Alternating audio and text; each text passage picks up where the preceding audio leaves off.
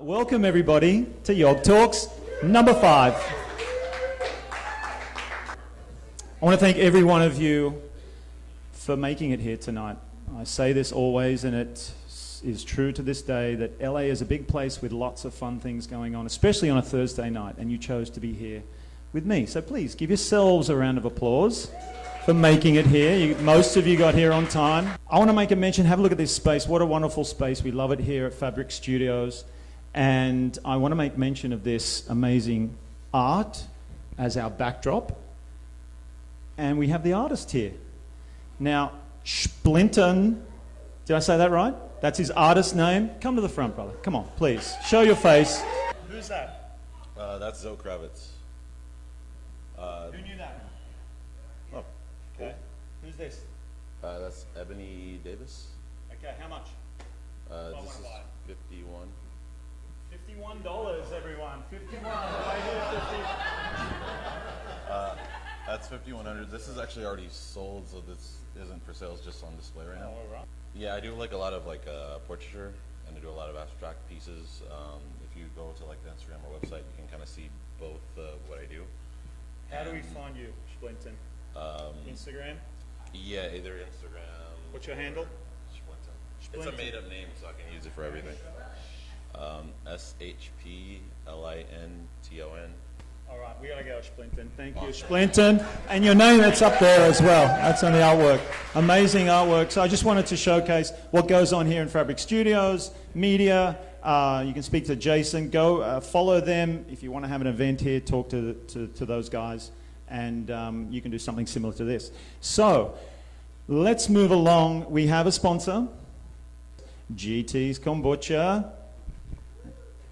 So love what they do, and I love what they're all about, and they have been a great sponsor, a loyal sponsor, and want to continue through the YOG Talks process. So enjoy your GTs.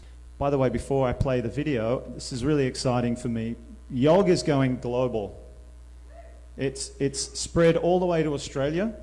Someone contacted me recently saying, I follow your YOG Talks, I love what you do, I'm going to fly out to LA from Sydney, I want to check one of your events out, and he's here tonight. Dad, come on up, say hi to everyone.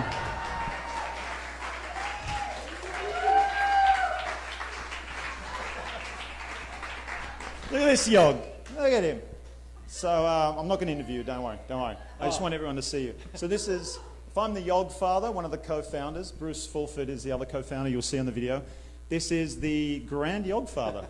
This is the man that I guess started it all. So thanks for coming, and go and enjoy the show. Thanks, buddy. Bozza. So you're probably wondering what a YOG is and where the concept came from. Well, it all started with two best mates and roommates at the time. One of them South African, even though he has an Australian name. That's him, Bruce. Don't let the charming photo fool you. He can actually be a bit of a caveman sometimes. And that's the other guy, Mark, aka me. I actually am Australian, if you haven't figured out already. And if you're American, you probably haven't figured it out already. I'm Australian. Anyway, we love to travel. And on one trip back in 2012, we went to China, and then we went on to Australia. We actually went to one of the local bars where the drinking age is not 21, but 18. We felt a little bit out of place. It was as if all the young people in there were viewing us the same way they would view their dad's mate. Suddenly, we felt like those older guys that sit in the corner of the bar. So we had a bit of a cry about it, but then it was okay. We started consoling each other for being the older guys because, let's face it, we still felt young, both in body and spirit. And wait a minute, something clicked. If we're now the older guys and we feel young, we're young older guys. Well, we just stumbled across a world-changing concept, and this is how YOG was born. Anyway, back to that same trip. We couldn't stop talking about it the entire time. We're like, we got to get this YOG concept out there. We've got to send the message. We've got to inspire other men. We've got to start a movement. But how old is a YOG? Let's establish that first. Yeah, that sounds about right. We figure that's about the age when boys become men. Oh, and it turns out to be the minimum age that you can be if you want to run for the President of the United States. So, how do we inspire men over 35 to live a healthy, balanced, fulfilling life of no regrets? Well, that's easy. We start a blog, and we call it the YOG blog. We can share videos and post articles using our expertise. Did I mention Bruce was a holistic doctor? He's really bloody good. You should see him, and this video is proof. He's going to tell you exactly what's wrong with his back. I got a stuffed back. Okay, so you see how far you can go that way? My nerve in my left leg was killing me. It's gone, totally gone. That video kills me. But seriously, make an appointment with Bruce ASAP. And then there's me. I can share my knowledge on my personal training. So you can start with a nice low impact warm up like this one on the stair climber. Yep, standard. Which is okay, because that's one of the main attributes of being a YOG. Not taking yourself too seriously, having a laugh, bringing the joy, being outrageous, dressing up, not caring what people think about you. It's about being your best self and being bigger than your circumstances. And being a YOG isn't about being a bachelor and chasing young women all the time. No, YOGs come in all shapes and sizes. Like Gary.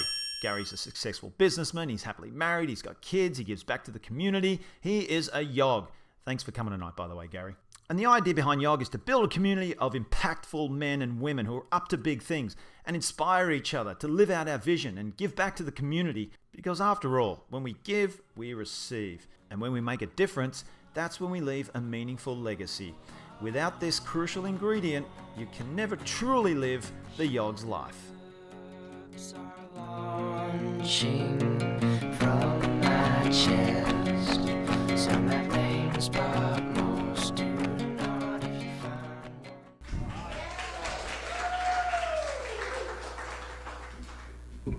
Okay, get it? All right. If you're wondering, Gary's not here. I got to change that video every time. Every time I think he's going to turn up and he doesn't turn up. So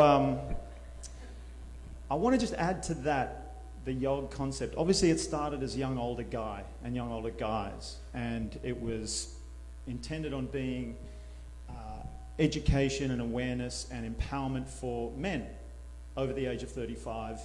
As we get older, we face challenges and we go through transitions. And I mentioned the blog, and that was going to be an educational tool for men to step into their power and age gracefully and embrace the aging process. I brought the blog to life in the form of YOG Talks, and more women turn up than men. So, because I wanted to have the conversations with women and have men understand, especially in relationship with women. So now the way that this is moving forward is as young older generation. So there's young older guys and there's young older gals. So this is now the vision for YOG, for it to start as a community like this and keep putting out content, keep having events like this, and then it become a movement where we can collaborate and we can really make a social impact, which again is what tonight is all about in particular. I have themes, and tonight's theme is the art of making an impact or making a difference, which as you can see is the underlying theme of YOG. So hopefully that gives you an insight, and now you feel inspired to go and tell everyone to come to these events, and stay tuned and follow YOG's life on Instagram. Go to the YOG blog, subscribe, there'll be newsletters coming out, and then reach out to me if you have ideas on how to make this better, who you might think would be a good speaker to inspire others, and then we can grow together.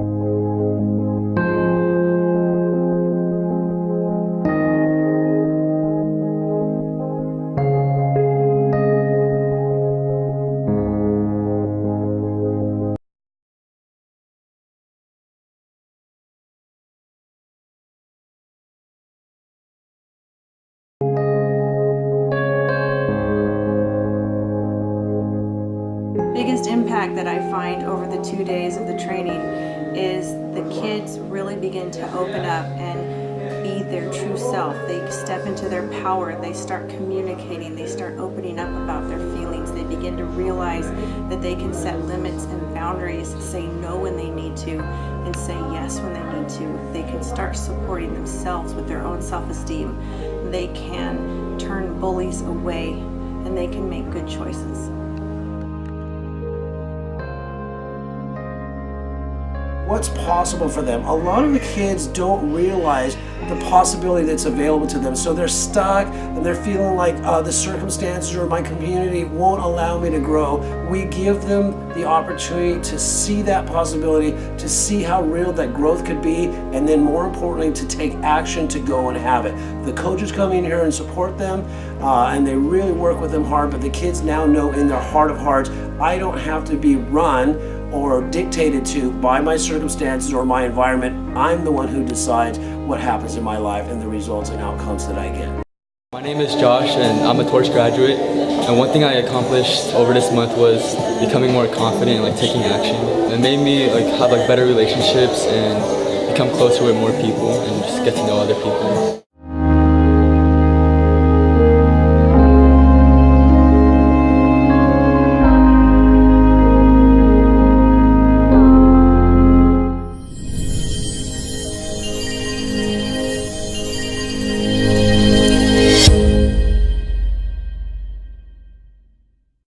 The work that I'm also doing aside from this is in emotional intelligence, and it's dealing with athletes. I'm a former athlete, and particularly athletes that struggle once they retire.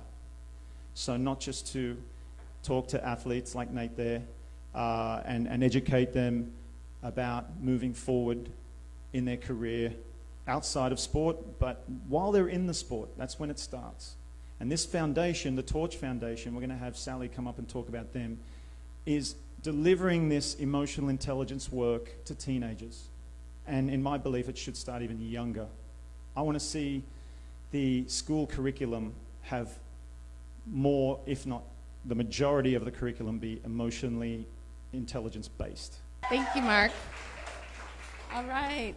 So the Torch Foundation is an organization that works with teens from the age of 13 to 17, supporting emotional intelligence, as you see. It is an incredible journey for these kids. They come in super tough, really closed down, and when they get at the end of it, they're open to more possibilities. The training teaches possibility and responsibility to the kids and finding ways to achieve limiting beliefs, overcoming obstacles that they think are impossible. Imagine if you were a child as a teenager having some emotional intelligence in your life, how maybe possibly different life might have been for you, especially if you were challenged in the middle school. So our vision is to create possibility and responsibility, and the extraordinary results this training has brought to these kids is exponential. We have a training coming up. If anybody ever wants to come by and check it out or be a part of the foundation, this is a nonprofit. So our next training is in Anaheim, the end of September on the 29th. It's a 2-day training with a 6-week continuation training that they have with a mentor. And we're always looking for volunteers.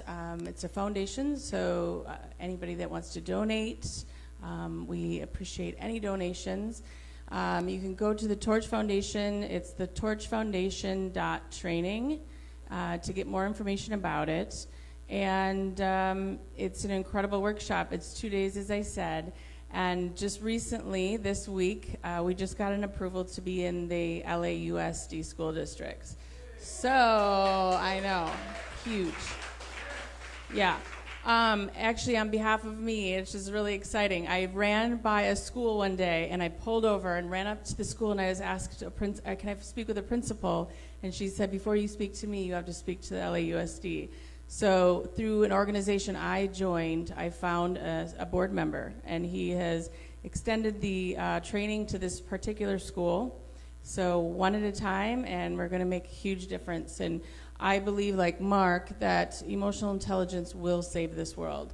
And if the kids believe that they can do it and there's a way, we're going to heal and stay great, because we are already great. Sorry. So that said, please see me after if you have any questions. Didn't mean to make that political, sorry. Shit. But we're all human.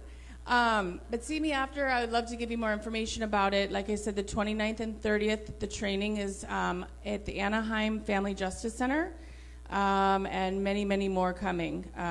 But that's one of the areas that we really have been focusing on is at Anaheim. So if you have any questions, I'm Sally. I'm a torch trainer. I facilitate the trainings.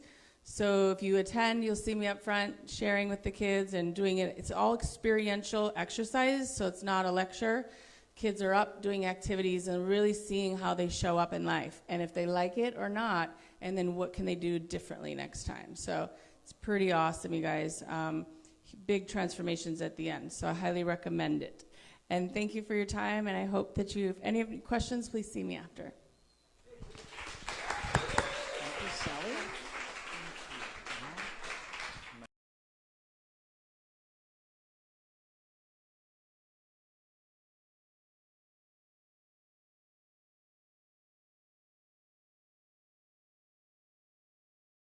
I was 5 years old when something happened that first caused me to be separated from my body. But it would be another 25 years before I fully realized it. I didn't know it, but what I was experiencing was called dissociative identity disorder. This form of PTSD left me feeling numb in both mind and body, a childhood trauma that robbed me of self-worth and value. At 13, a modeling scout discovered my value while I was at my local shopping mall, which launched a 23-year career as an international fashion model. I predominantly worked as a lingerie and swimwear model. I was being paid to ignore my inner feelings of discomfort and project an image of sexuality. My coping mechanism to get through those shoots was something I self-taught at the age of 5. I had to detach from my body. Modeling paid well, allowed me to travel to 61 countries, and gave me access to a world of privilege, glamour, and luxury. I was seduced by all this glittering vacuousness, but yet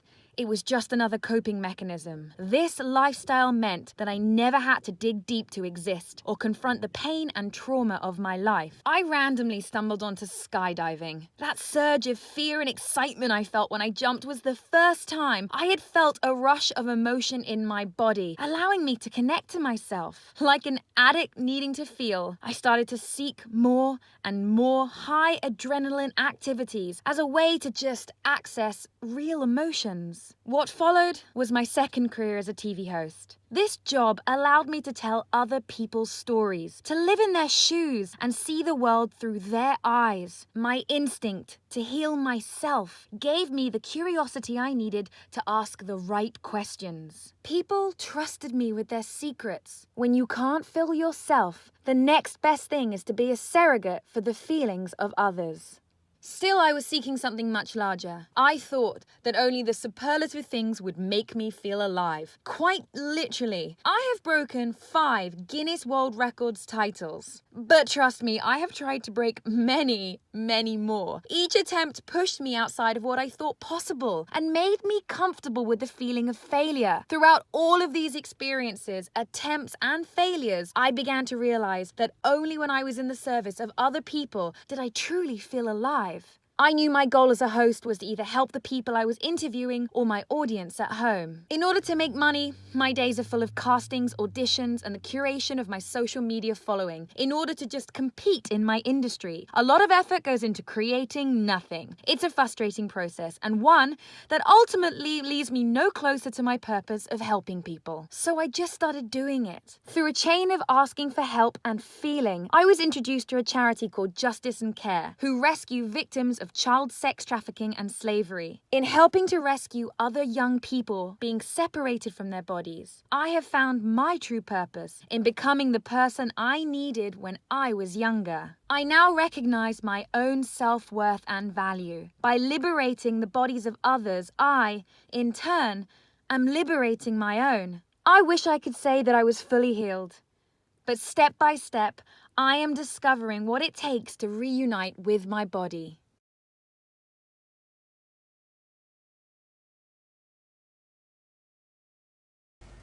We can stop men dying too young by raising funds, awareness, and importantly, raising conversation. Help Movember raise funds to make a difference in a man's life. Do something good at Movember.com. We were expecting you to come in with a mustache. Yeah. So it's like today's one of those days where I am clean shaven, and then over the course of the 30 days, grow a mustache and put the power of the conversation created by that to What if you good can't use. grow a mustache in a month? We actually He's asking for a friend. Often the worse the mustache, the more conversations that are created, and the greater the struggle. So. Think of it as like the laziest charity event in the world, where we grow facial hair to raise a lot of money and awareness for men's health. At Movember.com, you set up a profile page, and so many people have so many stories related to either prostate cancer or testicular cancer, and we also support mental health. And the stories are wonderful, and then they use their commitment to reach out and ask friends and family to make a donation. On average, men die 6 years younger than women. One man dies every minute from suicide, and 3 out of 4 suicides are men. We're all about men's health holistically, and you can't sort of disconnect sort of your physical health from your mental health. And yeah, the rates of suicide are shocking, and it's an issue that we need to drag out of the shadows and get talking. They've raised about $800 million now, and Holy shit! Yeah. Oh my God! It's amazing. So it does make us now the biggest funder of prostate and testicular cancer research and support programs in the world. We've redefined charity. We're redefining the way prostate cancer researchers are working together throughout the world. And I hope through that process that I inspire you to create something significant in your life, something significant that will go on and make this world a better place. Yeah. So I know what you're thinking. You're like, oh yeah, it's that guy, because he doesn't have his moustache. You would have recognized him. So, and by the way, that's good. Adam, Chelsea Handler, TED Talks, and now YOG Talks. Congratulations. You are fucking on the up and up. How do you feel? I know. Someone get him a glass of wine. Coming up, you two. Asher, Leo, Adam Garoni. Let's talk about you.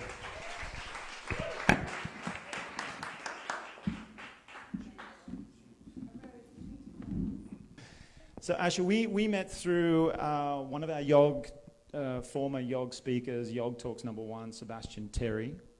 And I'm sure you get this all the time. Just you engage in a conversation with someone, it's a little deeper than just surface level, and then you connect and go deeper with what you're up to in the world, and that's just when you kept talking and what you've done and what you've been up to.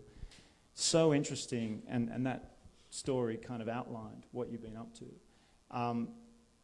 Can we go back a little bit with, you mentioned, if you're open to talking about the trauma, which is part of what you're transitioning into and the vision that you have now. You mentioned you separated from your body, but you didn't realize it until 25. 25 years later, 30, yeah. Okay. Can you speak into that a little bit more or pinpoint when that moment was and describe it for us? Hi everyone, nice to meet you all. Okay, so I am a sexual abuse survivor, and that is the first time I have ever said that in public. And I've been at home going, quick like a band-aid, just say it, get it out. And I'm very glad I did, and I didn't cry, which was wonderful. So thank you for all supporting me. Thank you. And yeah, it's difficult. It's difficult for me, and I realize I talk very quickly in that video. So if whatever you missed, from what happened to me as a child and the career that I then pursued, I basically learned a coping technique of detaching from my body, which is what I'm doing now to get through this talk, so I don't feel all the icky feelings inside, and also wine helps as well. But so basically, it happened to me when I was 5 years old, and for whatever reason, I've read many psychology books about it, the body just stops you from remembering it, locks it inside, and that's it. And I went through a bit of a difficult relationship when I was 30, And for some reason, that was my trigger. And all of a sudden, I started remembering videos, and if you've never experienced this, it sounds really bizarre, but I started remembering like memories that were like little videos in my head that I had never seen before, but at the exact same time I knew were true and familiar. And I remembered then at 30 that these things had happened to me when I was 5, 6 years old. And then what went from then is a lot of self-work, a lot of therapy, and the journey ever since, basically.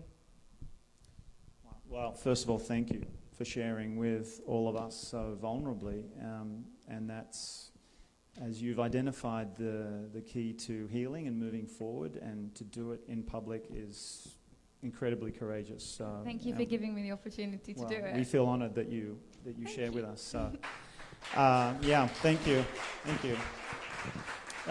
Answered it perfectly. We saw you went into modelling. You're still modelling. Curious to know, you did mention how, I forget the words that you used, but it was a way of disassociating, and you felt numb at times. So can you talk a little bit about the challenges of that career, and if you had, obviously there's a lot of perks, it can be very narcissistic, and I speak from experience, professional sport has parallels. No.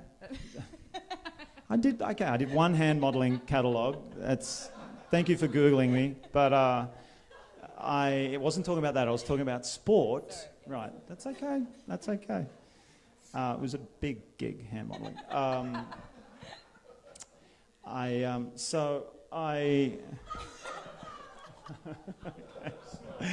Don't make it about me. Asha, the modelling career, it's got ups and downs, and you get the lure of the perks, and it can really speak to the ego. It can crush your ego. It can be a very egocentric based career. So how did you navigate those waters, and can you share with us any feelings you might have felt about maybe wanting to get out of it, or why you were in it? That's just what I got from your story. So the hard thing about talking about modeling is that everyone rolls their eyes and goes, oh, it's so difficult being pretty. Tell me about your woes. But it's a horrible industry. It really is a horrible industry. Imagine, this is a community and we all love each other, but imagine having to walk into this room and someone saying, just take your clothes off, and be totally fine being naked, semi-naked, sorry, and then do your sexiest pose. Like, that is just, it's horrifying. And it's an industry that it at a time when most people are modeling from their early 20s through, if you're lucky, to your late 30s, that at a time when most people are building a skill set that's going to prepare them for what comes next, you're off. And look, like I said, I've been to 61 countries. I've done some amazing things. I lived a very vacuous, narcissistic life for a while because I wasn't capable of giving more than that at that time. But then all of a sudden you face imminent retirement before you're even 30, and you are left trying to live up to or go beyond an image that you were paid to portray. And then also this pursuit of a self-worth that goes beyond your exterior. Because for the majority of my life, people have told me that all I'm good for is what's on the outside, and I have to just be quiet. And as far as my story goes with being a lingerie and swimwear model, it's really difficult. It's really difficult being in a room of people, being in your underwear and acting like it's fine. And so this thing that I developed, and now I'm realizing it's from when I was a child, was just your head's in one place and your body's in another. And I've had 3 women in my crutch because they're looking at the stitching on my knickers, what do Americans say, panties, and someone making sure that my boobs are, I've got chicken fillets, what we call them. They shove in your bra to make sure they're up there so you can rest your chin on them, and someone else is touching my head and my makeup. And so it's so claustrophobic and it's so intrusive that you almost have to recess into something in order to just survive. And I remember I got one of my biggest campaigns, actually. You walked into a room, very much like this. You walk into a room, and they basically say to you, go behind this screen, try on the underwear, we're going to look at you in your underwear, and then we want to have a conversation with you. And they told me once I booked the job that I was the only girl who stood in the underwear and had the conversation, and every other girl went back, got changed, and came back again. And that really was just because in order to be able to do it, in my mind, there was just such a disconnect that I was like, I can stand in front of strangers and have a conversation like this. It's a very difficult industry, and like you're saying, yes, there are perks, of course. I mean, I'm thankful for what are some of the perks or opportunities rather than? For me, the biggest ones have been travel, and I think one of my biggest advice to people is if you ever want to learn more about yourself, just learn more about other people, and that is by going to other places and having the opportunity to do that. That's that, and be paid to do it as well. So, what if you're not as pretty as me or you, and we couldn't do that? What is your advice? No, actually, don't answer that. I mean, everyone's doing great. Put a pin in that, because what I heard in that somewhere was transition. Yes. I want to come back to that. Let's get up to speed with Adam's story. So, Adam, Movember is just one chapter in your life, a very, very significant chapter, obviously, and I'm sure you've told the Movember story a million times. So tell us the Movember story. Million and one. Actually, sorry, I'm going to stop you. No, Let's get to that. I'll tell it. It's a fucking awesome story. Okay, I was going to build up to it. Anyway, let's go. Movember. It's the most wonderful story, and I'm privileged to be there from the start. And so Movember started in Melbourne, Australia, and the first I ever heard of Movember, I got an email from my brother, and the title, the subject was, "Are you man enough to be my man?" Which is a really interesting email to get from your brother. And he then went on in the body of the email to describe how back in the 70s and 80s, and our dad had this epic moustache, and our cricketers did, and the movie stars, Burt Reynolds, rest in peace. I shaved my mustache to sacrifice that. I actually didn't, but that's a big loss, just generally. Sidebar. And anyway, he said, what we're going to do is have a moustache-themed birthday party for him.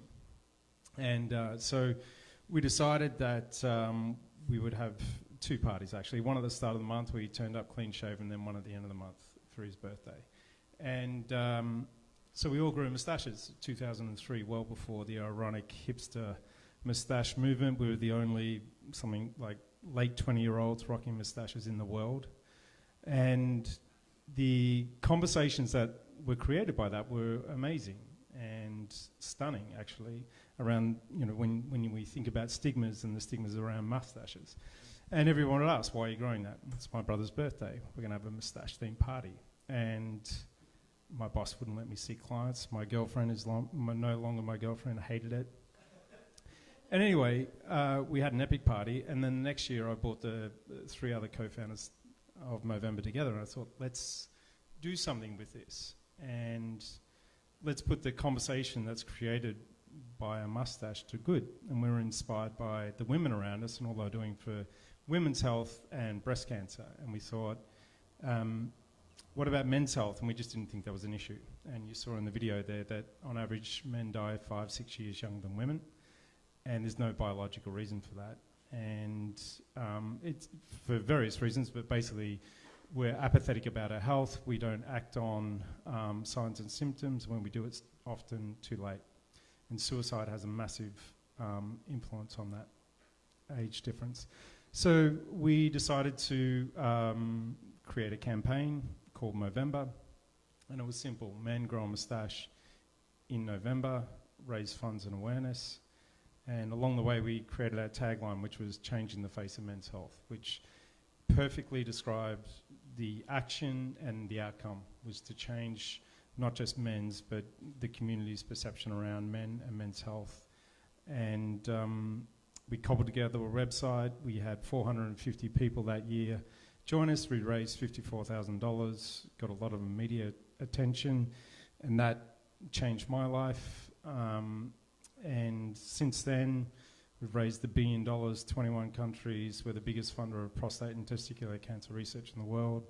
We're on a path to curing those diseases because of Movember. Thank you. By the way, kind of skimmed over that. B, did you hear B? Not $1 billion. You're just like, we raised $1 billion. And it's amazing. It's a lot of money, for sure. For sure. And, but none of us can even imagine how much money that is. I mean, I don't know, it might fill this room. What was more important, though, were the conversations. And what my passion now is, and I stepped down from Movember as CEO in 2016, and I had various iterations of that career, starting in Australia, and then we launched in New Zealand and came over to the US to take Movember global in 2007. I've lived here in 11 years now. And each time it was like starting a new business, an organisation, and building a brand from scratch, which is really, really hard. Particularly in LA, like 11 years ago, it's like, I created this term called shoulder surfing. I'd be out there like in bars and stuff and talking to people, the weird Australian dude with the mustache. And I could tell when people were getting bored with me because I'd start surfing off my shoulder, looking at who else they could talk to. And it was like, yeah, man, that's cool. That's cool. Okay, there's someone else I know over there to talk to. But, you know, a big part of that was persistence, and I've lost the train of thought. What was the question? It was like, I don't know, I was just talking, wasn't I? Yeah, but it was the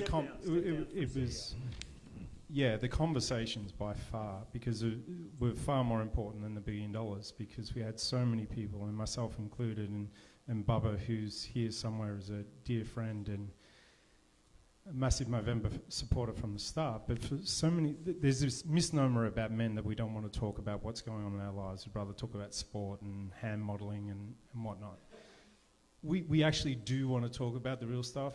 We just need the right moment and environment to do that. And Movember gave that moment to so many men to go, you know, hey mate, I'm growing a moustache because I actually suffer from anxiety or depression, and I take, you know, medication for that, and there's days that I can't get out of the house.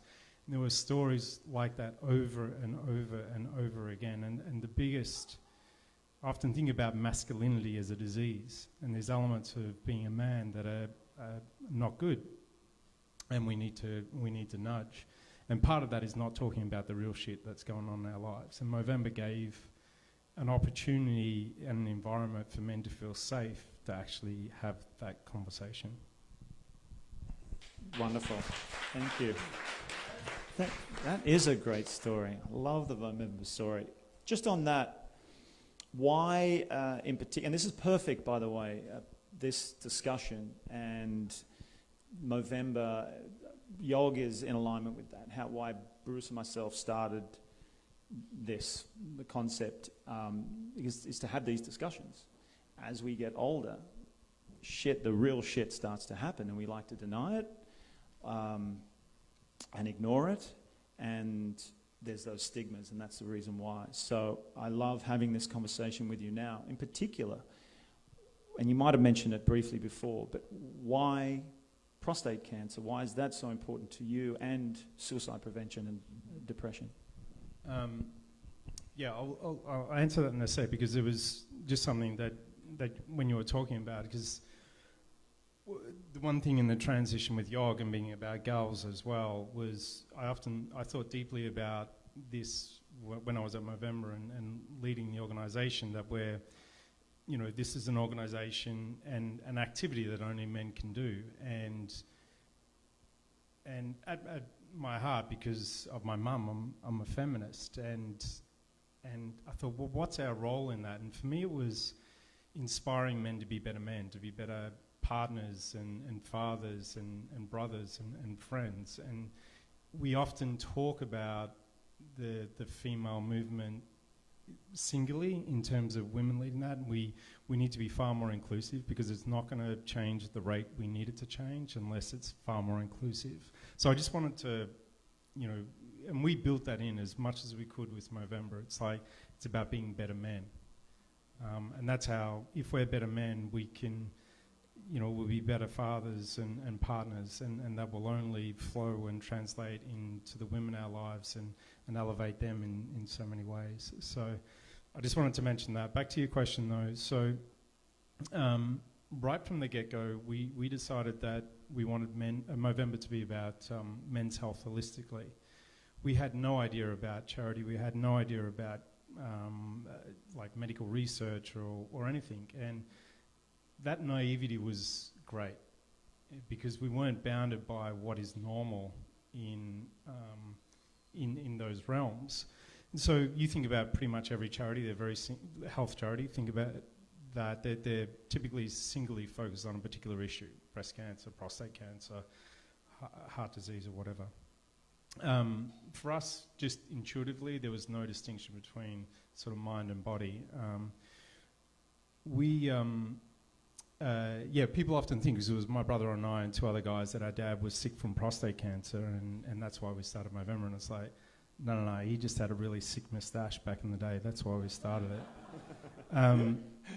But we knew we had to have a fundraising focus initially, just to focus the messaging. And at the time, and still now with our Movember, no one was focused on prostate cancer at any significant level.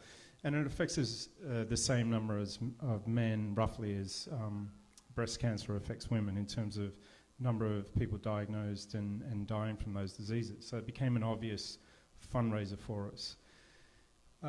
Then, pretty quickly, what we realised, we had our most passionate young supporters were men that had survived testicular cancer, obviously a male-only disease as well.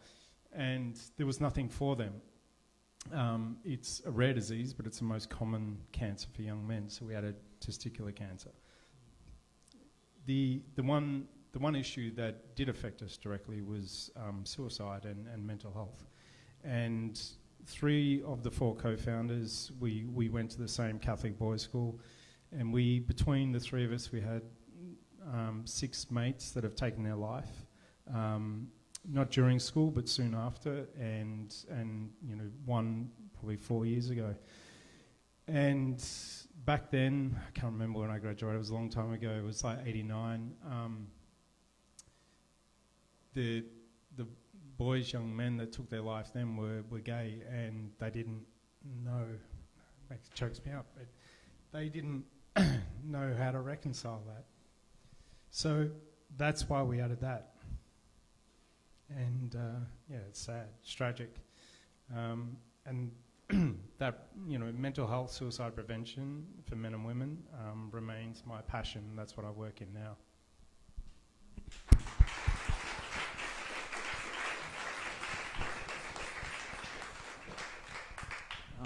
We can see the passion, and just as you choked up straight away, thank you for sharing vulnerably as well. I mean, it affects all of us. I think my grandfather died of prostate cancer. And suicide's around us everywhere. I've moved into what I'm moving into now because of a former teammate of mine committing suicide 5 years after retiring from what many consider a dream life.